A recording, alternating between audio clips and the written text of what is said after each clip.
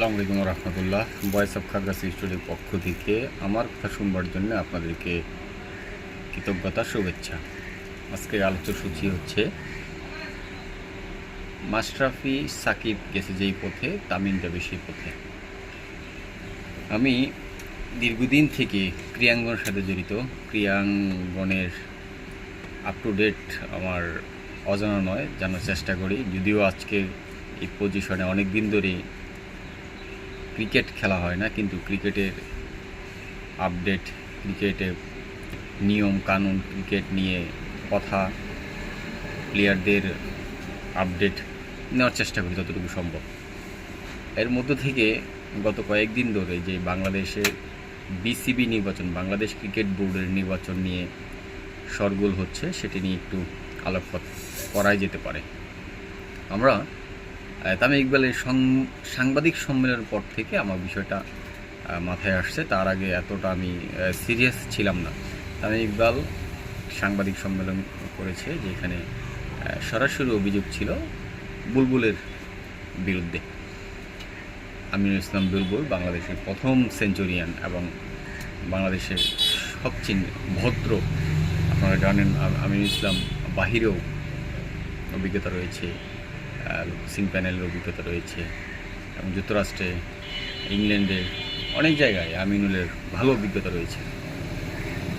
সে আমিনুল কী জন্যে এই সাংবাদিক সম্মেলন,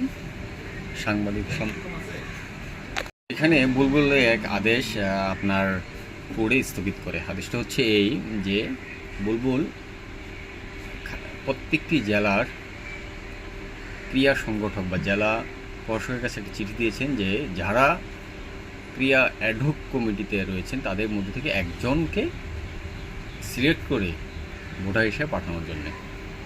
কিন্তু আমাদের জেলা প্রশাসক মহোদয় তা না করে ভিন্ন যারা অ্যাডহক কমিটিতে নেই তাদেরকে পাঠাইছে। এই বিষয়টা যখন আমাদের আমিনুল ইসলাম বুলবুলের নজরে আসে, তখন সে এটা সংশোধনের জন্য পাঠায়। এখন এটিকে আইনত আমিনুল ইসলাম কাজটা সঠিক করছে না ভুল? প্রিয় ভাইরা, ক্রিকেটের পটভূমি যারা বুঝেন, যারা জানেন, এটা হচ্ছে তো এটার নিয়ম হচ্ছে যে আপনার জেলা থেকে একজন করে যা প্রতিনিধি যাবে, তারা ভোটে সিলেক্টেড করবে যে কে আগামী যোগ্য। এইখানেই ছিল মূলত আমিনুল ইসলাম বুলবুলের বর্তমান যে সিদ্ধান্ত, এই সিদ্ধান্তকে আমরা সাধুবাদ জানাই। এটা পজিটিভ একটা সিদ্ধান্ত ছিল। কিন্তু তামিম ইকবাল বাংলাদেশের খুব একজন কি বলবো অনেস্ট একজন মেম্বার। আমরা সাকিব, মাশরাফি, তামিম ইকবাল, মোহাম্মদ আশরাফুল, মাহমুদুল রিয়াদ সবাইকে এক পাল্লায় মাপি।